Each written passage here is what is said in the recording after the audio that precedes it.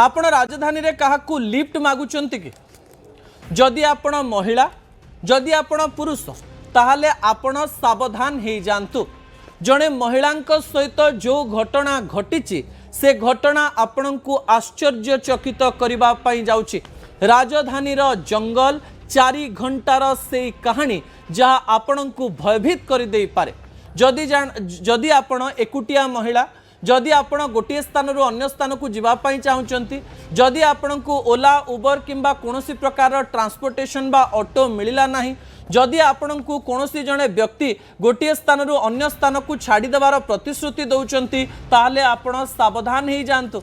कहा उपरे विश्वास करी कोनोसी महिला तो एटलिस्ट कहा सहित जातु नहीं। कौन घटी भुवनेश्वर रे जो घटना समस्त को प्रभावित करिछि एवं समस्त को भयभीत करिछि एवं ए घटना व्यक्तिगत भाव में प्रभावित करिछि। मते दर्शक बंधु विजुअल उपरे आपनकर दृष्टि आकर्षण करे देबा पई चाहिबी।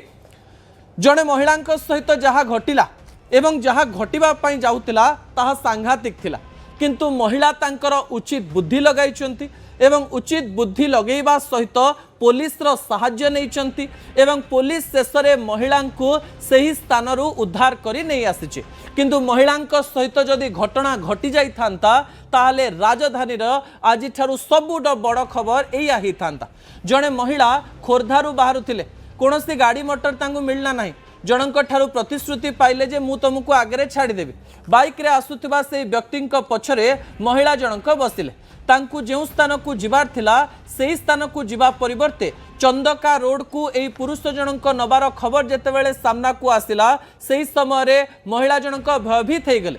जेते थर गाड़ी ओह्लैवा पई चेष्टा कले किबा तांको सहित कथा हवा पई चेष्टा कले से तांको कथा सुनि नथिले।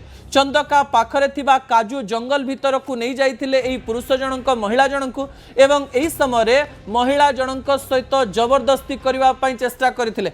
महिला सहित दुष्कर्म करबा पई चेष्टा करथिले, किंतु महिला जनक निजर उचित बुद्धि लगाइथिले।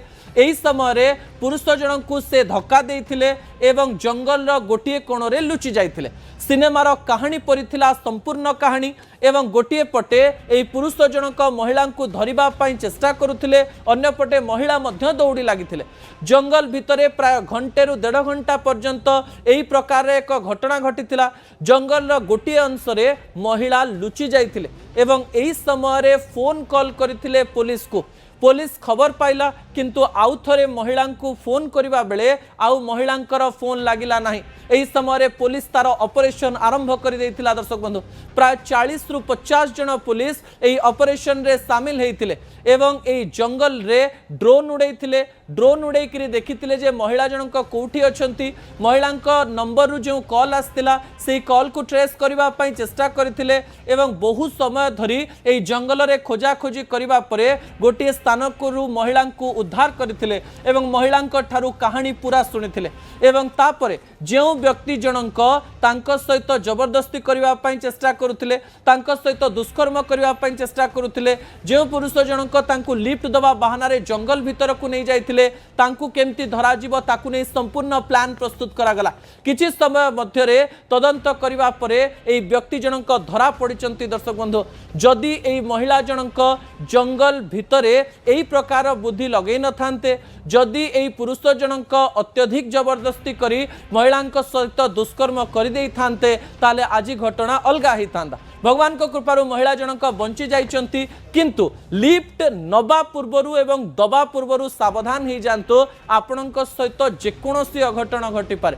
जदि आपण देखुचंती अघटन घटिबा पई जाउची ताहाले आपण पुलिस प्रशासन को कांटेक्ट करि परिबे। आ गोटी अनुरोध गोटी घटना रे पुलिस प्रशासन संगे संगे निजर ऑपरेशन आरंभ कर देबा जोगो एई महिला जनक बंची जाइथिले, किंतु पुलिस जदि ए घटना को सरलतार सहित नहीं जाई थांता किए गोटे कॉल करिछि बोली भाबी देई थांता ताले आज महिला जनक सठिक रूप से मिली न थांते। दर्शक बंधु आमे आशा करिबो जे पुलिस मध्य एई प्रकार कार्य गुडी करे लोकन को सहाय्य करिबो।